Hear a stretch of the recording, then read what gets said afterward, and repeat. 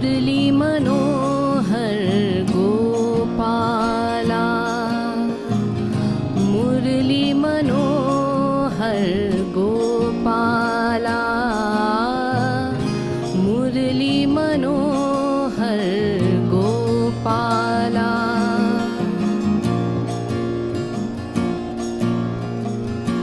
Govind Radhe Gopala, Govind Radhe Gopala, Murli Manohar Gopala.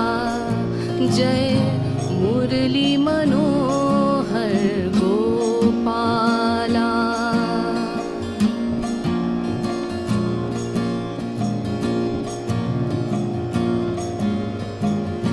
Jai Girdhari Kunj Bihari, Jai Girdhari Kunj Bihari, Jai Girdhari Kunj Bihari, Shyam Murari Gopala, Shyam Murari Gopala. Jai Murli Manohar Gopala, Murli Manohar Gopala.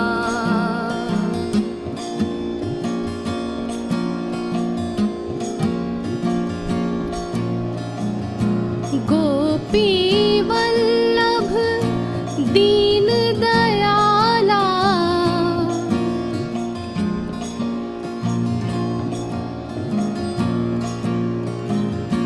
Gopi Vallabh Deen Dayala, Deen Dayala, Deen Dayala, Deen Dayala, Deen Dayala.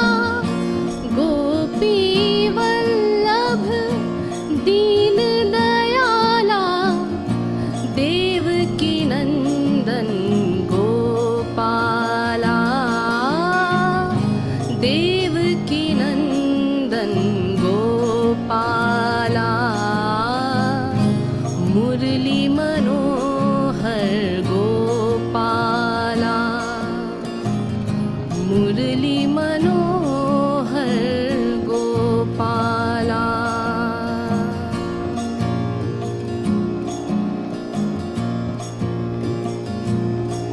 Hare Krishna Hare Krishna, Krishna Krishna Hare Hare, Hare Rama Hare Rama, Rama Rama Hare Hare, Hare Krishna Hare Krishna, Krishna Krishna Hare Hare, Hare Rama Hare Rama, Rama Rama Hare Hare, Hare Krishna Hare Krishna, Krishna Krishna Hare Hare, Hare Rama Hare Rama, Rama Rama Hare Hare, Hare Krishna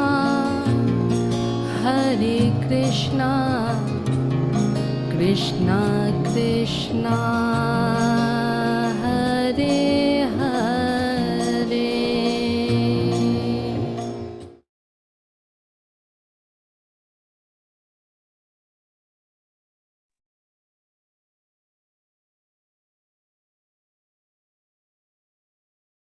Namaste, my dear brothers and sisters. The love and blessings of the Mother and Sri Aurobindo to all of you from Sri Aurobindo Ashram Delhi branch. This devotional song, Murali Manohar Gopala, is chanting of the different names of Krishna, and that can be a good way of connecting to the divine. The meanings behind some of these names are very meaningful. Murali, the flute.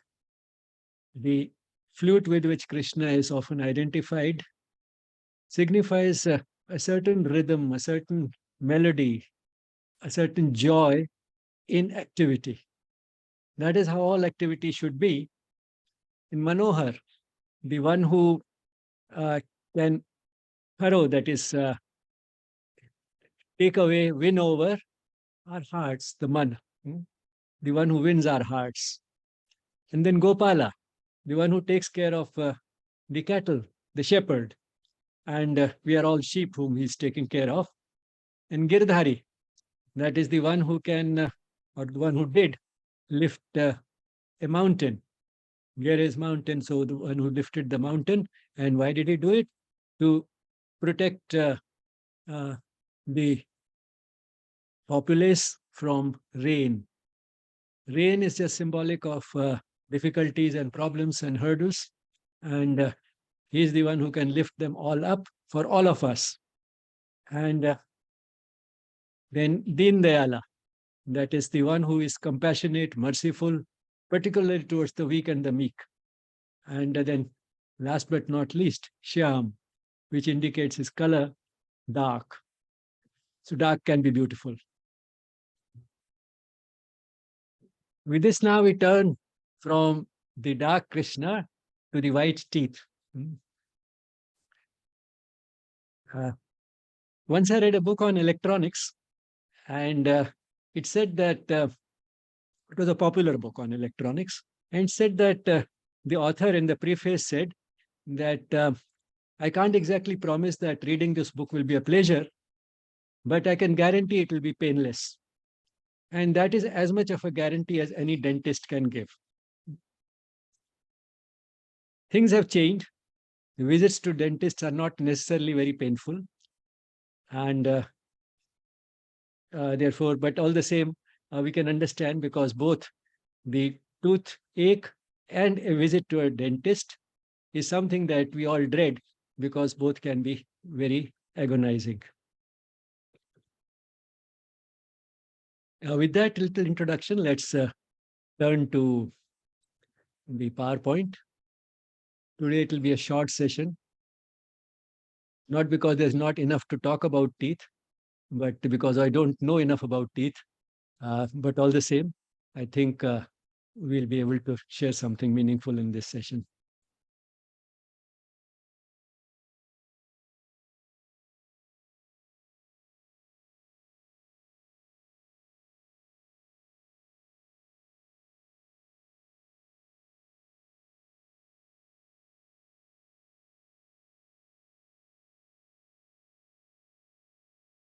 The composition of marble is not very different from that of teeth. And therefore, the hardness and the whiteness which they both have is more than a coincidence. This session is a part of the Yes.03 course on health sciences and yoga, which, along with the other activities of the Yes project, is a part of the 150th birth anniversary of Sri Aurobindo and the 75th anniversary of India's independence. This is a highly simplified picture of a tooth. What we see outside is the crown, and the crown is essentially enamel. Enamel is a very hard substance. Around 70% of it is the hard calcium salts, the type that we find also in bone, but enamel is even harder than bone, more calcium, more of that concrete, and which is essential because of the function that the teeth have to perform. The crown covers another hard substance, dentine. Dentine is even harder than enamel. Dentine is the hardest substance in the body. Around 95% of it's full of calcium salts, which are the hard rocky material, which imparts hardness to dentine. And but this structure should also have a blood supply, and that comes through a little hole at the bottom of this, and that is where the not only the arteries and the veins can enter or leave, but also that is the place where the nerves can enter and leave. And it's because this area also has an innervation that we feel pain. The tooth is embedded in a socket, a bony socket. So in a way, the junction between the tooth and the bone in which it is embedded is also a joint, but it's an immovable joint. And normally it's not supposed to move except when the teeth become loose. So this is the bone in which it is embedded. And once again, to make it firm, there is a ligament here. And this entire thing which is embedded, in fact, the foundation, one might say, of the building or the structure is very deep, much deeper than what we see outside. And it has to be deep because it has to hold on, and it's subjected to so much of pressure and trauma, and therefore we need that deep foundation, the socket in which it is embedded, and this firm joint at which no movement is possible. It's an immobile joint.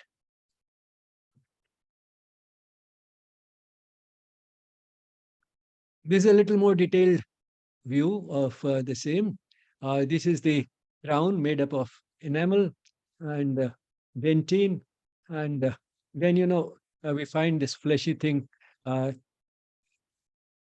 surrounding the teeth at the junction of the teeth and the rest of the mouth, and these are the gums. And then this is the bone and the ligament. Now here at the base, we have these arteries and the veins and the nerves. This yellow is the nerve. And in some teeth, we have not one, but 2 or 3 roots of this type. That makes it still more firm. And this is what we have at the teeth towards the back, which are stronger than the teeth in the front. We may have 2 or 3 such roots going down, and each of them will have some blood vessels and nerves coming and leaving. It's narrow at the base, but at the top it widens, and it's filled with what we call pulp.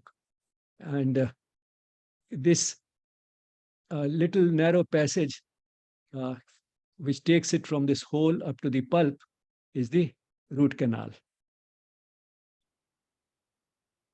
All this is of great interest to us now because of the root canal therapy having become so common. How do we maintain our teeth in good health? Through dental hygiene. And one of the most important things for that is rinsing the mouth with plain and simple water. And this should be done every time after we eat something. Because the food that is left behind in the mouth, a little bit is sure to be left behind in the spaces between the teeth, at the junctions of the teeth. Wherever some space is available, some food is likely to be left behind. And the mouth is full of germs, and these germs ferment this food, and the product of fermentation is acid, and the acid then starts eating into the teeth, and the result is a cavity, because the acid can dissolve the enamel. It is pretty resistant to enamel, but all the same, if it is exposed for a long time and frequently, then it can start dissolving this enamel and gradually reach the dentine, and the pit can keep getting deeper and deeper, and that's the cavity. And if this cavity is not taken care of in good time, it can finally burrow through the entire thing, and the cavity can go through enamel, through the dentine, and reach this pulp. And when that happens, that is a rather serious situation, and that is what can give us intense pain also. And that is when root canal therapy also becomes more essential. So long as there's a cavity and it can be filled up with some bonding agent, root canal therapy may not be necessary. But once it enters there, then root canal therapy may become essential.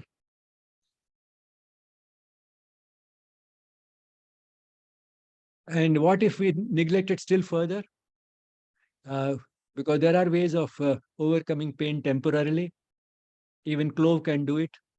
Suppose we go on neglecting it and just keep taking care of the pain, then it will keep going deeper and eventually start spreading and affect the bone.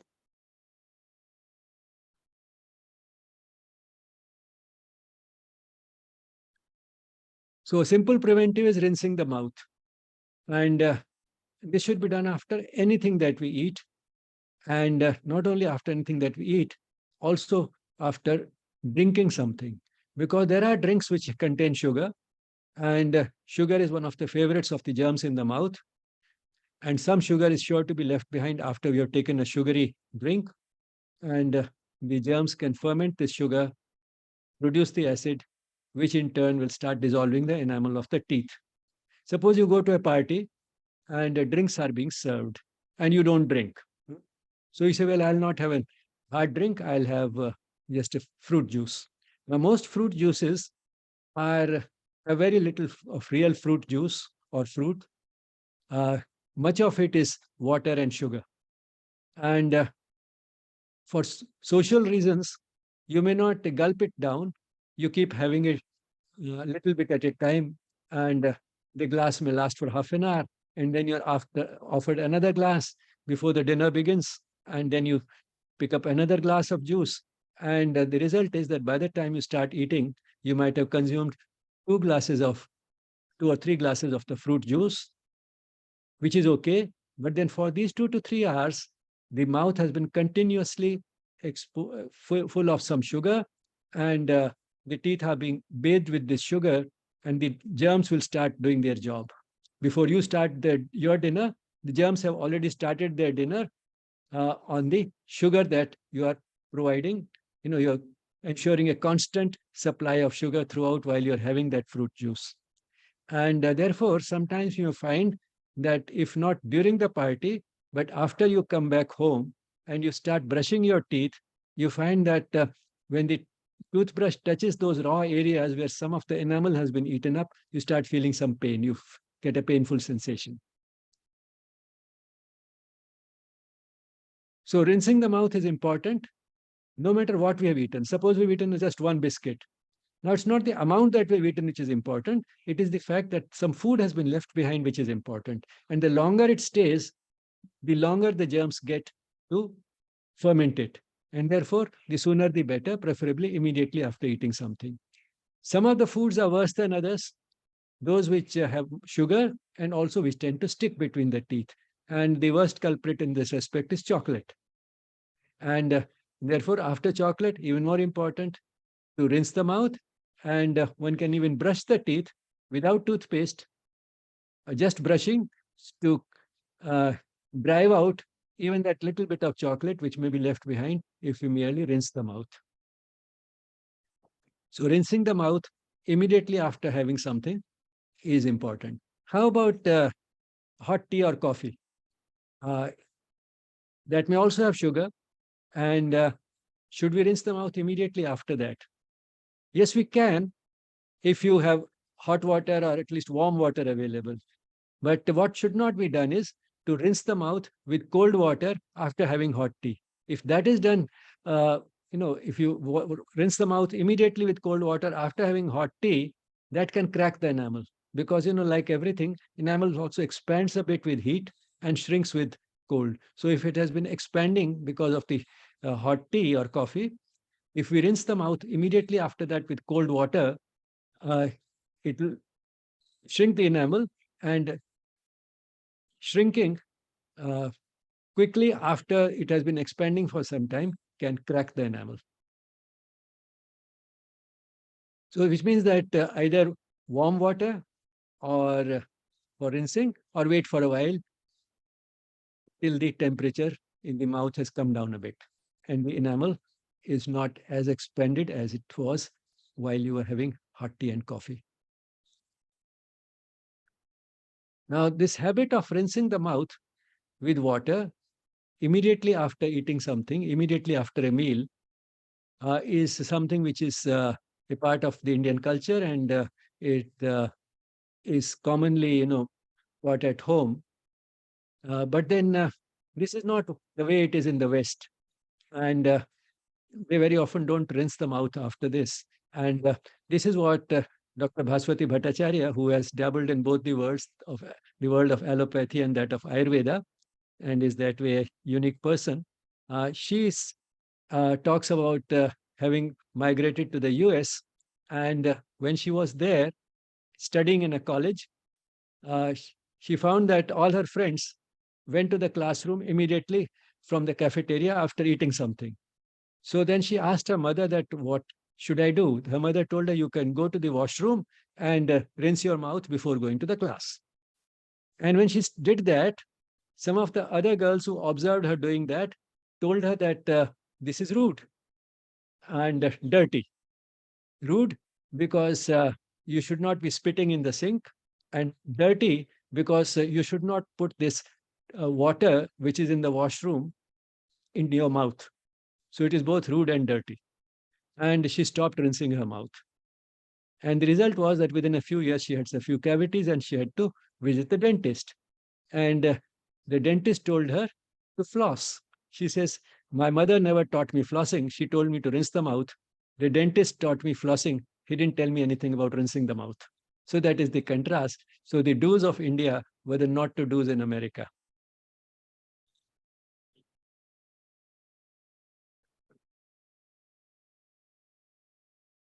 So rinsing the mouth. What else can we do for dental hygiene?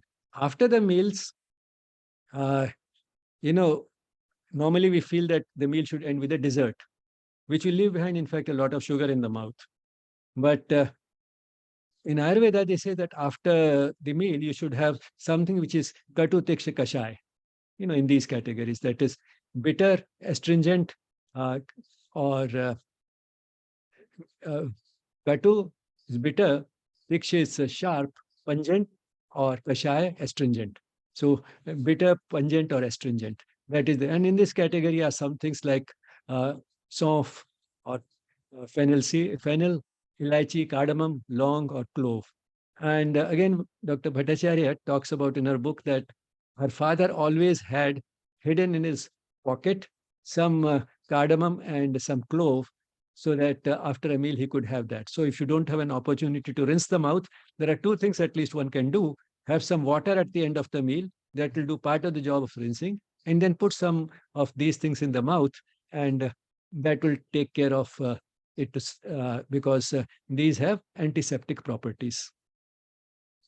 In contrast with sugar, they'll discourage the growth of germs. What else can we do? Once a day, datun. Datun, is a stick from trees like neem and babul or kikar.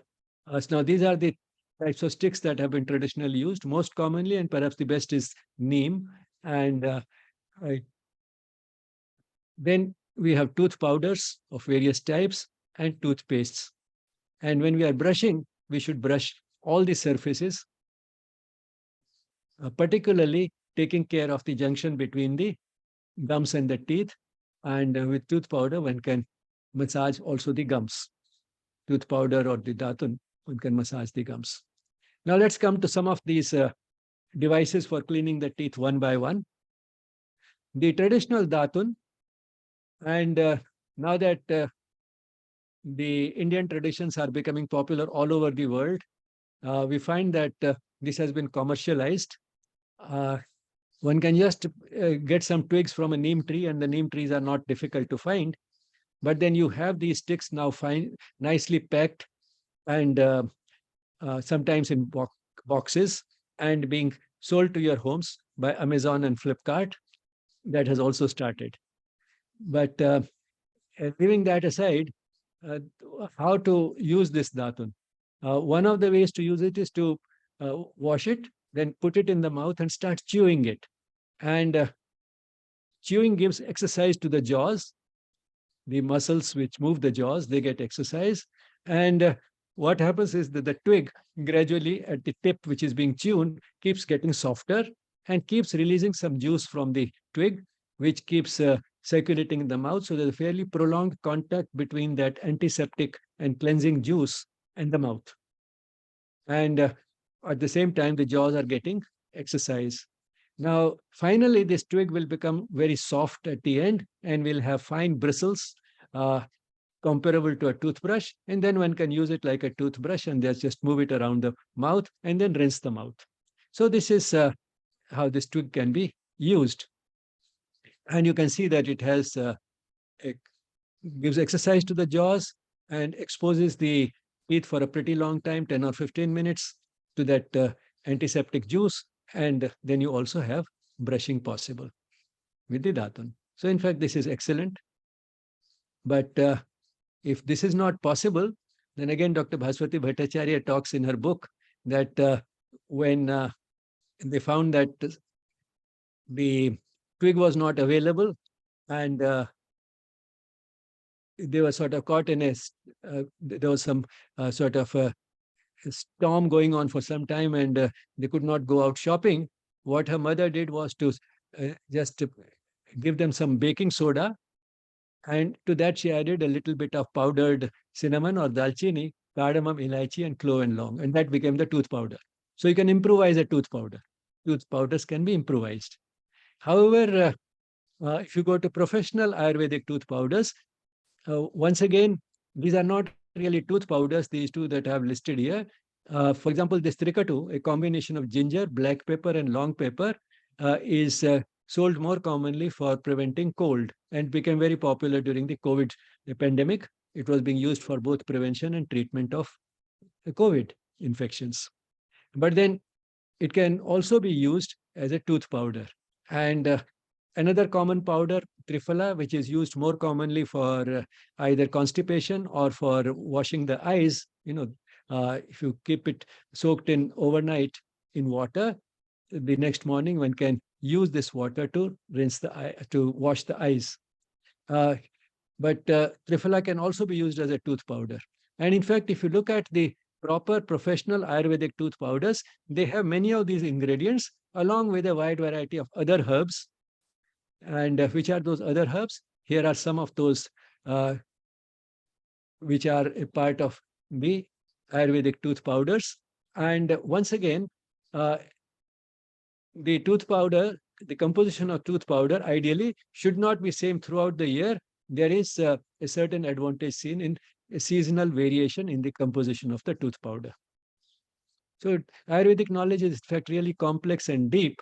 We may not be able to practice it all the time, but all the same, it sort of creates a great deal of admiration for those who have gone into these details so long back, thousands of years ago, and provided all this guidance.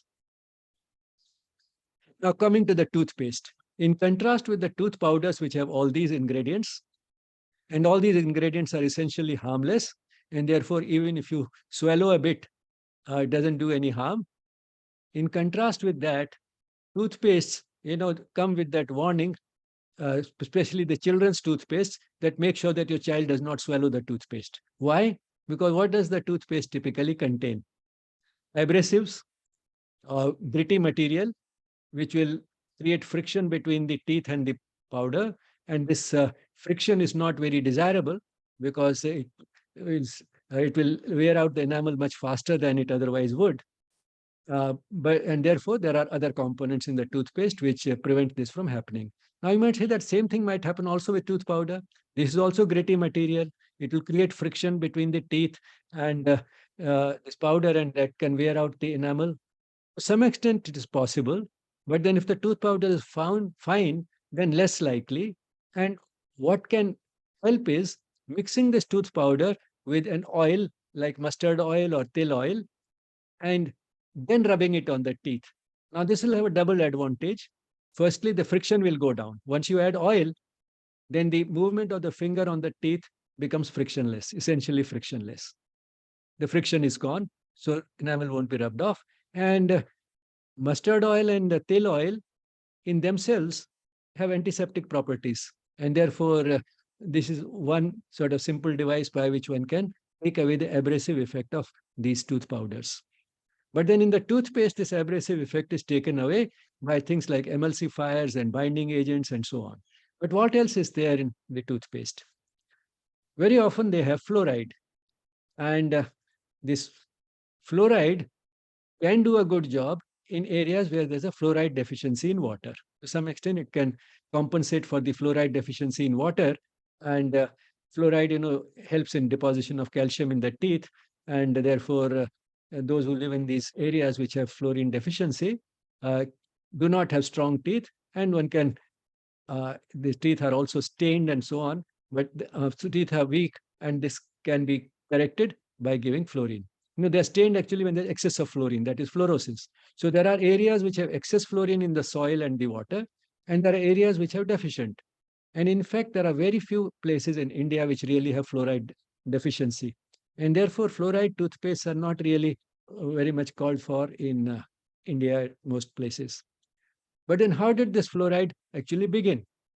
Uh, a little bit of research on the effect of fluoride on improving the deposition of uh, calcium in the teeth uh, was exploited by the industry, the mining industry, which extracted things like aluminium from the ores in mines, and some of the waste sludge from those mines contained fluoride. And this industry was always struggling how to take care of this sludge. And when they found that fluoride is something which can be useful, they exploited this research and sold it to companies which were manufacturing toothpastes. And that's how this fluoride came to be incorporated. So something which was a waste product, which they did not know how to deal with, became a source of income apart from whatever they were earning from the mining industry. So that's how fluoride got introduced in a big way in toothpaste. But now we have reached a state of moderation. Yes, in a certain population, it might do some good, but most of us don't need fluoride in the toothpastes. Now, how about this substance, sodium dodecyl sulfate or lauryl sulfate? This is a foaming detergent, the same type of detergent which you also have in your shampoo. And why is it there? Because it has been found that psychologically, all over the world, people associate foam with a cleansing agent. They feel that if it has foam, it will make the area clean. So this psychological association between foam and cleanliness is something which has encouraged adding this, because this is what makes the toothpaste, when you use it, create that foam, which gives us a feeling that the teeth are really being cleaned. Then we have these emulsifiers and thickening and binding agents to take away the abrasive effect, and then to make the process of brushing pleasant, flavoring agents, and also sweeteners. And sometimes the sweetener may be sugar, which means that you are, in fact, once again, leaving behind some sugar in the mouth, unless you rinse the mouth very thoroughly after brushing, and preservatives so that the toothpaste can last longer. These are some of the things that we have in the toothpaste. And since some of these, if they enter the body, can be harmful, the children, there's a warning on children's toothpaste that don't make the child should not swallow it. In contrast, you have these all these things which are essentially edible. They are spices, and therefore swallowing will not do any harm. How about Ayurvedic toothpaste? They are a sort of a compromise, because somehow we have got socially conditioned to feeling that toothpaste is superior to tooth powder. And to cater to those who have this, who think so, have come up a large variety of Ayurvedic toothpastes. They are a sort of a compromise. They have many of these components, particularly the foaming agents and sweeteners and flavoring agents, to make the whole experience pleasant. These days, there's a lot of emphasis on experience.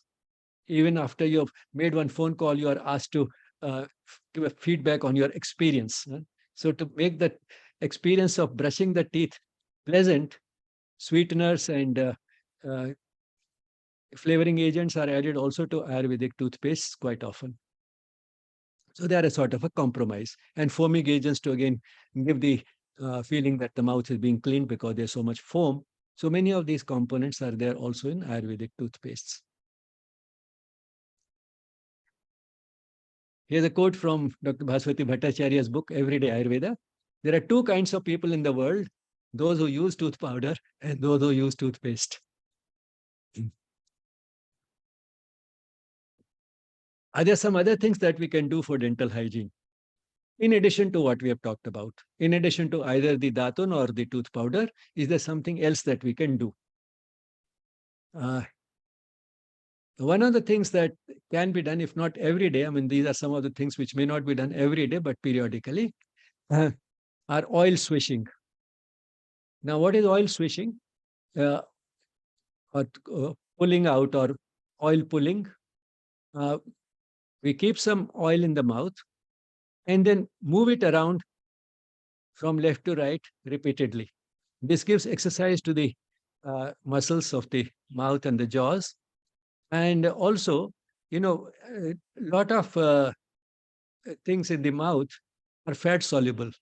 And therefore, the lot of dirt and germs also have fat soluble, fat miscible membranes. So, because much of our living tissue is made up of lipoprotein membranes, and therefore the result is that if we move it around for a few minutes in the mouth, we find that a lot of dirt and germs and all get pulled out by this oil. And one knows that when it has happened because the characteristic of the oil keeps changing. And finally, the oil reaches such a state that you cannot keep it in the mouth anymore. You feel like spitting it out. When one reaches that stage, actually spit it out. And this is called kavala in Ayurveda. Another type of practice is gandusha, that is oil holding. For this one needs to keep a little larger amount of oil in the mouth so that the cheeks are swollen. The cheeks are swollen like this, and then you just keep it there. Don't move it around. Keep it there till you again feel that it doesn't taste like oil anymore, and you feel like spitting it out, and then spit it out. Gandusha can be done purely with oil or also with a mixture of oil and warm water.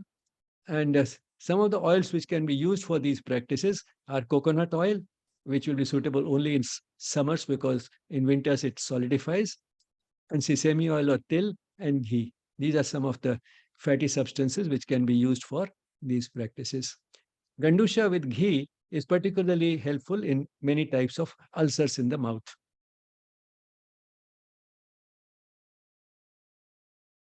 How did we manage so far? Because many of the devices that we have today have entered rather late. Human beings have existed for millions of years before that. The first toothbrush came in 1780, the modern toothpaste in the 1800s, the first nylon bristles for toothbrushes in 1938, the first fluoride toothpaste in the 1950s, and electric toothbrush was first marketed in the US in the 1960s. Some of the foods that should be avoided for keeping the teeth healthy are sugar, which we have talked about quite a bit, carbonated drinks. Again, they have acid, phosphoric acid, and that can dissolve. That dissolves the enamel. Any acid dissolves the enamel. And sour foods, again, acid. Potato wafers, chocolate sticks between the teeth, fruit juices have sugar and that can stay in contact with the mouth for a long time if we just keep sipping on the fruit juice for an hour or two.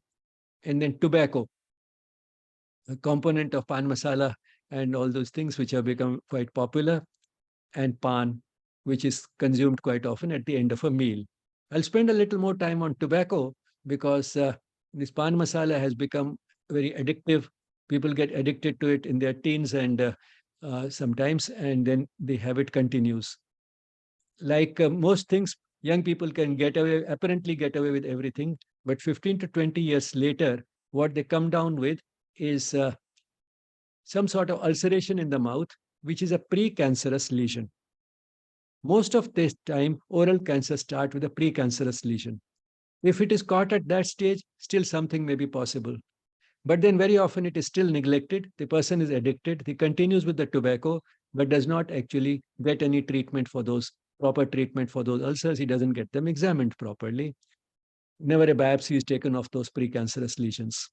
And the result is very often that finally he's compelled to go to the doctor when there's an oral cancer. Oral cancers are pretty common, and the commonest cause is tobacco, chewing on tobacco. And to detect this type of precancerous lesions and many other things early, cavities also, to detect them early, a regular dental checkup, say once a year, is helpful. Of course, one should find that these checkups should all give us a negative report, all is normal. Huh? It's not that the dental checkup, then what is the use of going for the dental checkup?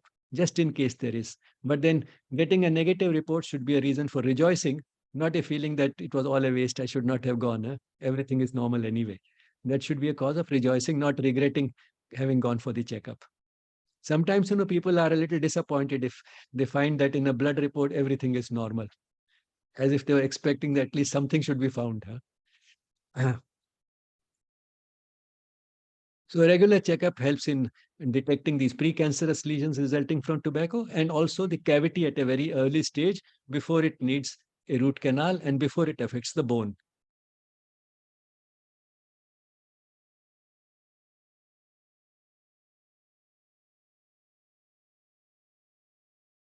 What is DMF index? Very often dental health is expressed in terms of the DMF index. DMF index means decayed, missing, and filling. That is how many teeth in the mouth are decaying, that is have cavities, how many teeth are missing, and how many teeth have a filling. And ideally, a person throughout life can have a DMF index of 0.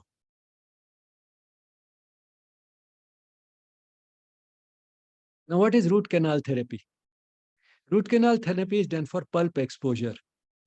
Normally the pulp is not exposed to the outside, but if the pulp gets exposed to the outside and therefore becomes prone to infection, which means if the cavity has gone deep like this and the pulp is exposed, then the infection, and one will keep getting repeated infection, repeated pain, and that cannot be really corrected by just having a filling here. So it's done for pulp exposure, and maybe due to a deep cavity, but could sometimes be also because of gum disease. We should not neglect the gums. In fact, the gums are very important. When we are using a tooth powder or datun or anything, one should not neglect the gums, particularly the junction between the gums and the teeth. Gum disease is a risk factor not only for a severe infection of the tooth, but also for many systemic diseases like heart disease and uh, so on. So gum disease or trauma. Sometimes, if one falls or there's a trauma to the tooth breaks, that can also lead to a pulp exposure. Tooth breaks or there's a crack in the tooth. And the trauma can be not just because of a fall, the trauma can also be because of biting something very hard. Particularly in old age, when the teeth get weaker, biting something very hard can also break a tooth or crack a tooth. And a crack in a tooth is just as like a fracture in a bone. And that also needs treatment, and sometimes it may lead to the exposure of the pulp.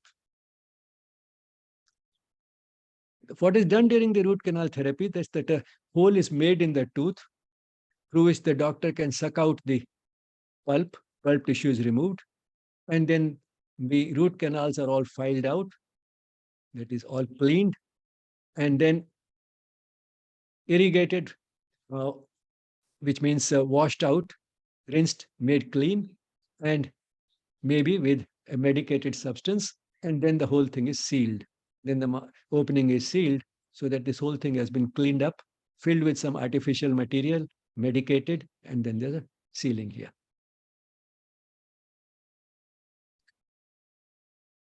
Now, teeth are a part of the body. They're not an island unto themselves. Periodontitis is the inflammation of the tissues around the teeth, the gums. And it's a constant potential source of infection and has been considered as a separate risk factor for some cardiovascular, respiratory, endocrine, musculoskeletal, and reproductive system related abnormalities. This straight away sort of copied from the abstract of this paper. The reference is here.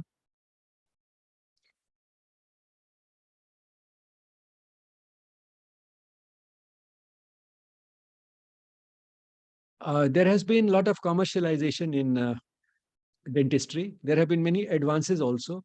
Unlike the older dentists who mainly were busy with either extractions or fillings, now the emphasis is on saving the tooth.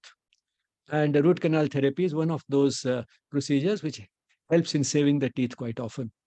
Of course, cynics have remarked that there can be successful root canals and there can be unsuccessful root canals.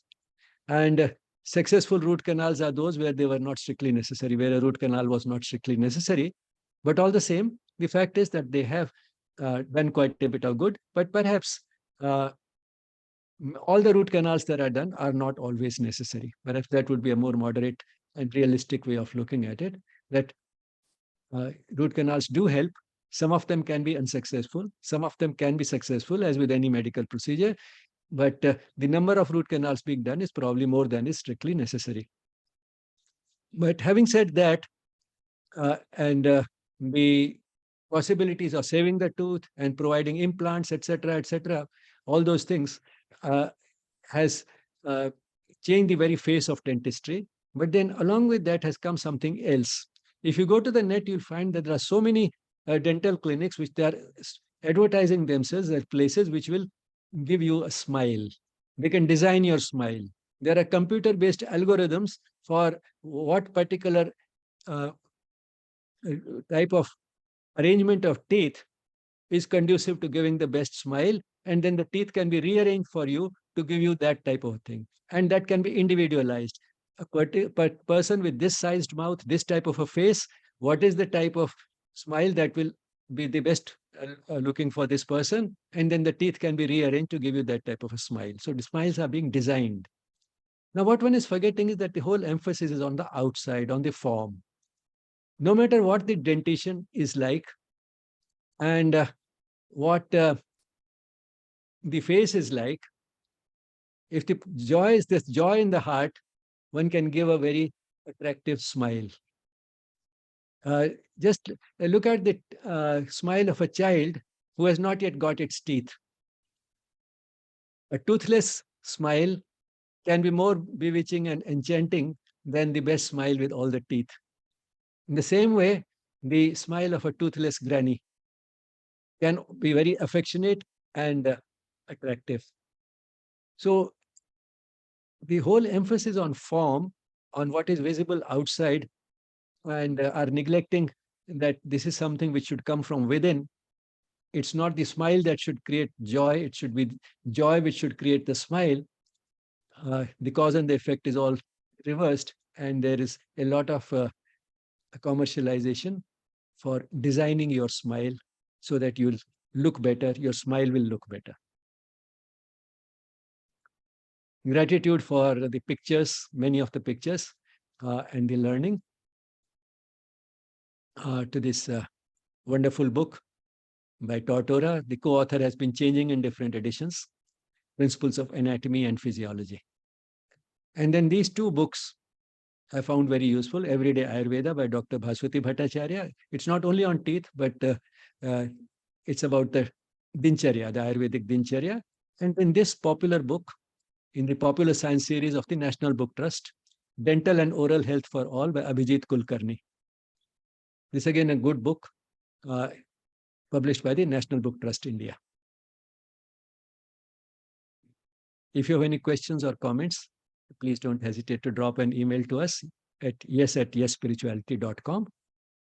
Gratitude to the Mother and Sri Aurobindo for making these sessions possible. And thank you all for being there.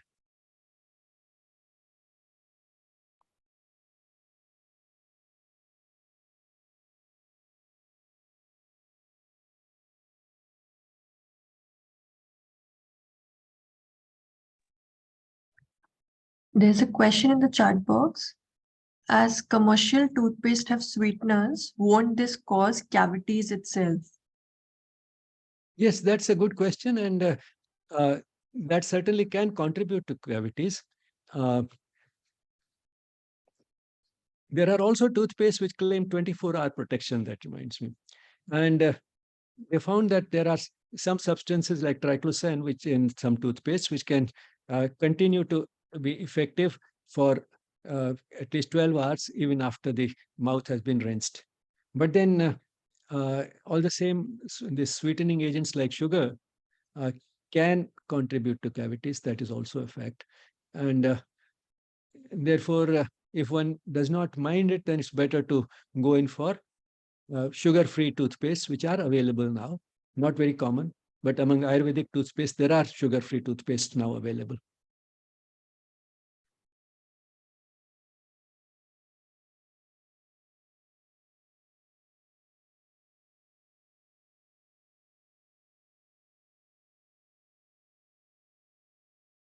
In fact, Dr. Bhaswati Bhattacharya is a very outspoken critic of anything which she feels is not the right practice. And in fact, she said that the dental associations have emphasized fluoride a lot because there's a lobby behind it. But they have conveniently forgotten all the harm that the sugar is doing in the toothpaste. And also, again, for commercial reasons, one can understand why the usual advice for dental hygiene is brush your teeth twice a day. Now, and then they say that there are chemicals which will take care of you 24 hours a day. But then that cannot really take away the effect completely of all the germs fermenting the food in the mouth. And therefore, the good old practice of rinsing the mouth every time after one has eaten something remains important. One may do a thorough cleaning only twice a day, morning and evening. But rinsing the mouth after eating anything, after drinking any sugary drink, is something which is very simple. One needs no equipment, nothing, only some water and your own finger is all that is needed. And that is something which can save a lot of teeth. Unfortunately, cavities are common in childhood, which is not, which is somewhat sort of acceptable because children can be a little negligent in the first few years. They not even able to clean their teeth properly and so on. And that's why nature gives us a second chance. After losing the milk teeth, we get a second set of teeth, permanent teeth. But then if the milk teeth are spoiled too much, then that can have an effect also on the permanent dentition because the decaying milk teeth can have a harmful effect on the teeth, permanent teeth, which are lying under them. And therefore, it's better that even the milk teeth are preserved in as good health as possible. To some extent, yes, one can get away with some difficulties in the milk teeth and have still healthy permanent teeth. So we do get a second chance, but no third chance. And another important thing is that milk teeth are only 20, whereas the permanent teeth are 32. But then the human mouth, in these 32, in the course of evolution, they have come from many animals which preceded us. But in human beings, the mouth is relatively small, and there is not enough space for 32 teeth. And this can lead to overcrowding. And also, it may also mean that some of the third molars that are right at the back, there are 4 of them, 2 on the upper jaw, 2 in the lower jaw. Some of them may not erupt at all. And they can also create pain.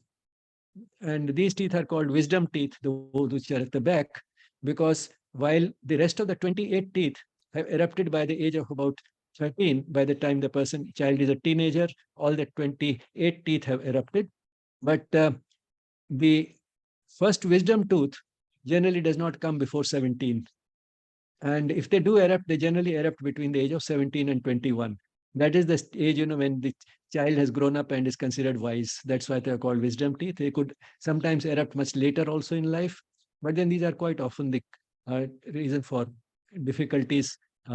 And the dentists by and large feel that if all these 4 teeth are extracted, it doesn't really do any harm. In fact, it creates space for the other teeth to arrange themselves properly. So at some stage or the other, very often the dentist, if they find there's a problem with the wisdom teeth, they remove all 4 of them.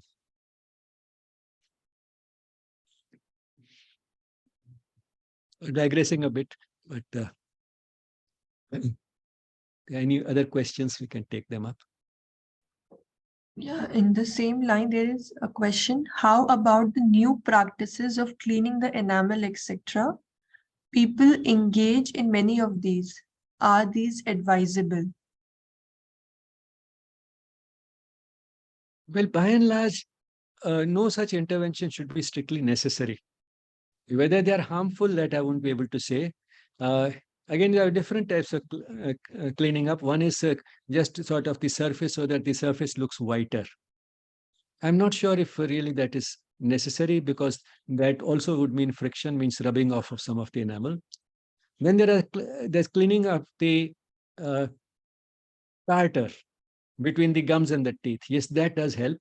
But what is between the gums and the teeth is not always tartar. It is sometimes calculi, between stone-like material. Whether removing that is absolutely essential, one can't say, because that is to some extent an immunological response of the body. And by and large, the wisdom of the body can be trusted to work always for the good. And therefore, removing this calculus-like material, that stone-like material between the gums and the teeth, whether it's entirely desirable is debatable. Even the dentists are not fully in agreement whether it is necessary. And in fact, being an immunological response, it may be offering some protection.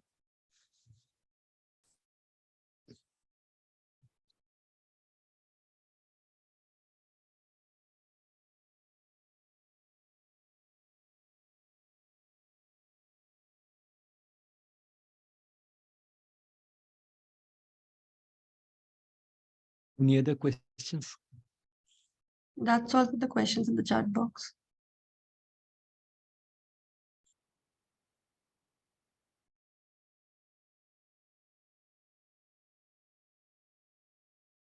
There are no questions related to the teeth. Since we have some time, you may ask questions also related to the lungs or the heart or the kidneys that we have done earlier.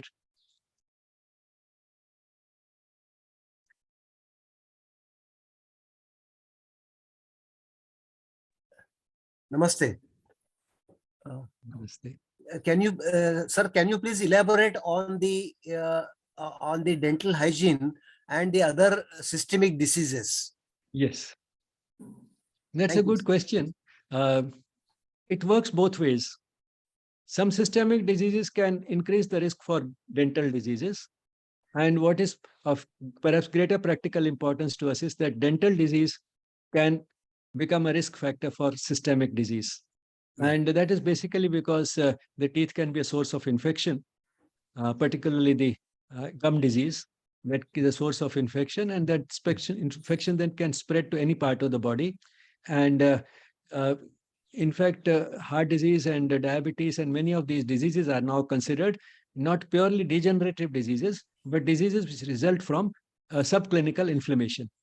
So this type of infections, by leading to chronic subclinical inflammation in these other parts of the body, would perhaps increase. And this can be chronic because the gum disease is chronic, and therefore it's a constant source of infection. And that is what would make this subclinical inflammation chronic and long-term. Thank you, sir.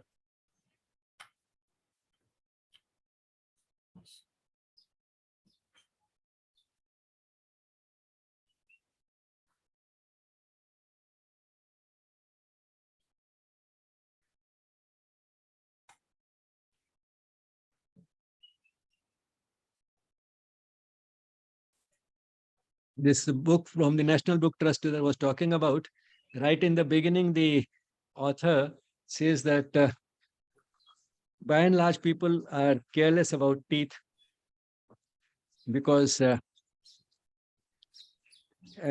me read it out. Many amongst us have taken these structures for granted, liable to abuse and wear, while some feel that modern dental science can solve all their dental woes, sometimes overestimating the power of the service provider to the detriment of everyone, including themselves. Yes, modern dentistry has advanced a lot, but at the same time, one should not expect that they can fix everything. That's what he's trying to say.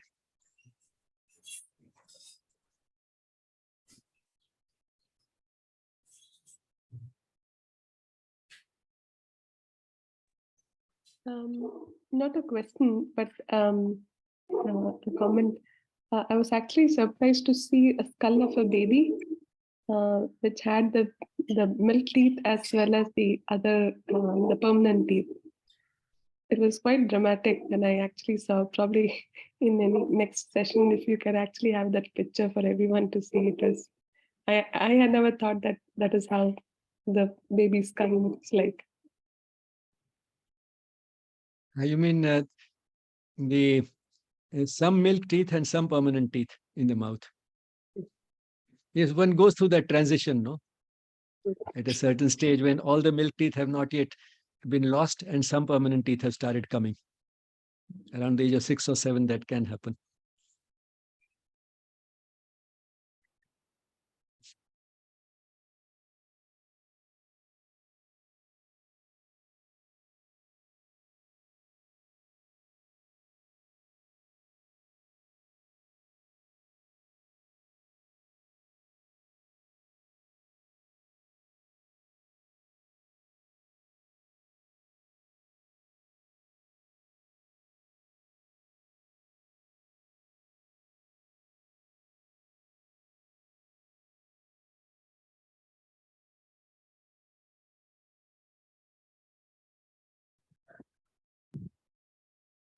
Can you tell where One- can they get the book for the oral hygiene? Somebody's asking.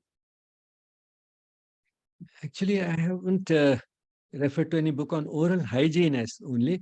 This book on dentistry for this is available from the National Book Trust and may be available also on the net. And this book by Dr. Bhaswati Bhattacharya, which I referred to, the Ayurveda book, that certainly is available on Amazon, Everyday Ayurveda. That's a Penguin publication.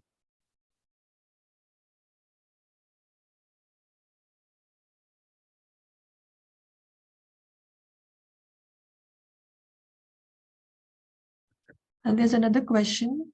The dentist first it's my daughter has a sealant gel put in her teeth as she's prone to cavities.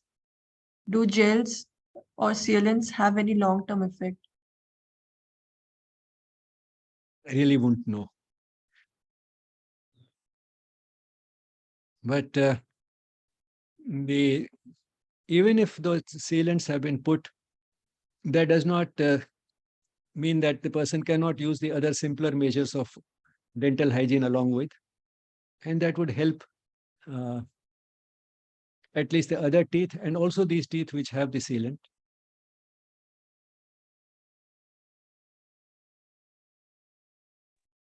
Thank you so much.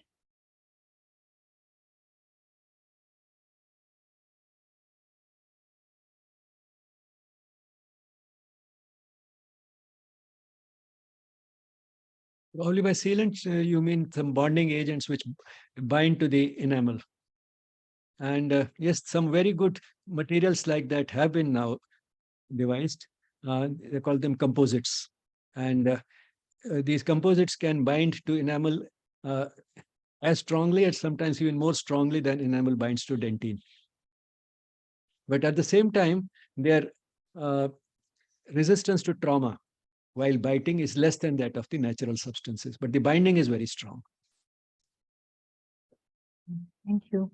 Actually, what she said is that the surface of her teeth is very rough. So even if she practices very good hygiene, she was very prone to cavities and we used to keep wondering what to do. She still would get infected teeth. I mean, she would get cavities. So then she recommended a gel to smoothen the surface so that, you know, the number of crevices in which the germs can go and start depleting the enamel can reduce. And to be honest, our experience with that really helped. But I'm not sure whether in the long run it has any side effects or anything, because we just go for annual checkups to make sure that the teeth are okay and the gel is intact. But that's about it. I mean, she explained it to us. She says you can have a smooth table, in which case dust doesn't settle in too much, or you can easily clean it, or you can have a table which has a lot of carving. You know, so dust just goes and settles into the ones that are carved. So even if you keep cleaning it, dust settles in. So like that, her teeth were very rough in terms of the surface, and that's why we were facing it very, very bad, I would say, early cavity situation. I mean, it was quite hard for us to manage it. So finally, this is what helped, especially because she got her teeth very early. She got her permanent teeth also very early. So I've seen the X-ray of her teeth with the milk and the permanent almost on top of each other. So I can kind of relate to what Divya was just mentioning. Well, I think should not really do any harm, because by and large, these composites which bind to the enamel and cover it sort of with a smooth surface, they are inert substances. They're not chemically active substances. So probably it should not do any harm. Thank you so much. Thank you for this session. It's been very informative.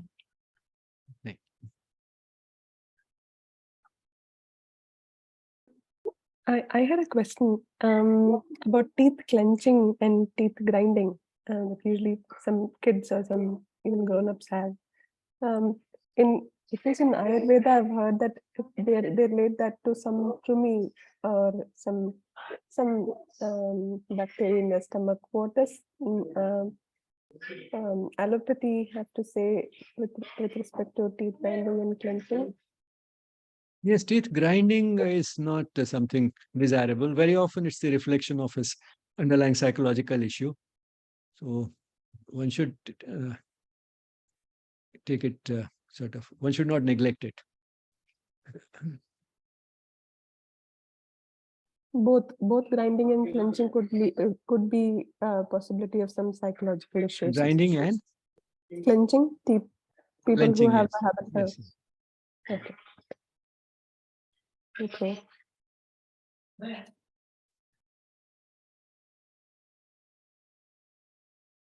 What Any kind of yo- psychological, Okay, please go ahead.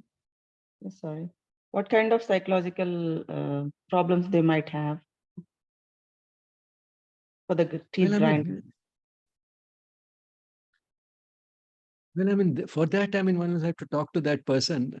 In psychological issues, there is no clear-cut relationship between sort of this type of psychological issue leads to this type of a problem. That's not always clear-cut. Different people can have different physical manifestations because of different types of psychological distress, or sometimes the same psychological distress manifesting through different physical manifestations in different people. I usually see them while they're sleeping. They do it while they're sleeping.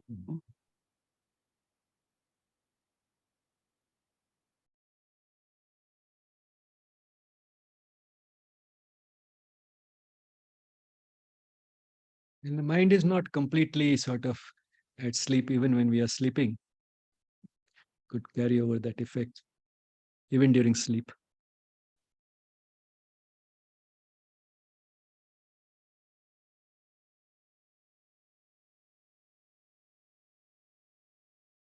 I think there was one question from Mukunji whether there's any yogic treatment for toothache. By and large, yoga doesn't have treatment for pain. What it has is an attitude which will help us not feel the suffering because of the pain. The pain is there, but the person doesn't care for it, which can be useful, but which can also be harmful because then it lets the disease progress without getting checked. So the important thing is not to suffer and yet not to neglect the pain. If it is there, it's a warning from the body that something needs attention.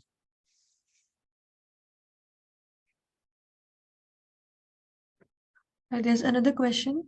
Some people are more prone to dental issues, and some, even if they don't take care of their teeth properly, they have a strong dental system. Is it true? What is the reason for the above? Well, like other things, it could have a genetic basis, and also it could have a basis in the arrangement of the teeth. The human mouth is a little too small for the number of teeth that we get, and that can lead to various types of misalignment. And that is why now these days there's a trend towards giving those braces and all at a young age when the arrangement can still be restored towards nearer normal. But having said that, there could be other reasons why some people are more prone than others to dental problems, just as they are to other diseases. But the even if there's a genetic basis, generally speaking, one can always alter and delay the expression of the genetic tendency by taking appropriate lifestyle measures, and dental hygiene is one of those lifestyle measures.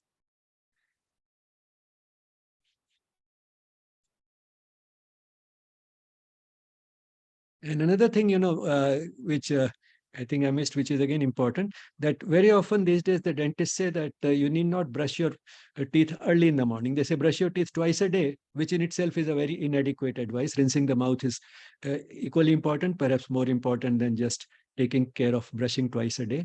But another thing that they say is this morning brush you need not do early in the morning. You can do it after breakfast, because in any case you brushed your teeth at night before going to bed. So the mouth is clean when you get up. So why waste another effort of brushing early in the morning? Why not have breakfast, and then at least you will be able to clean the mouth of your breakfast. So the whatever food was left behind in the mouth after breakfast, that you'll be able to wash out by brushing after breakfast. And that again is not necessarily valid, because even when we are asleep, a lot of junk is accumulating in the mouth even without our eating. And therefore one does feel fresh if one cleans the mouth early in the morning. And therefore, one cleaning of the mouth and the throat is helpful early in the morning, even if one cleaned the teeth at bedtime.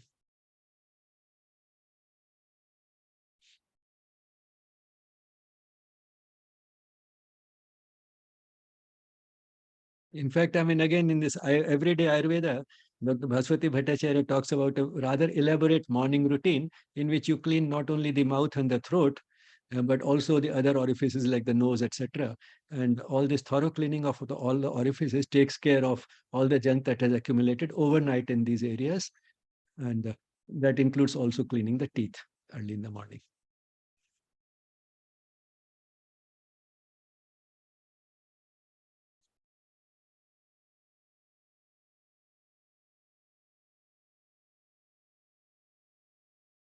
Mhm.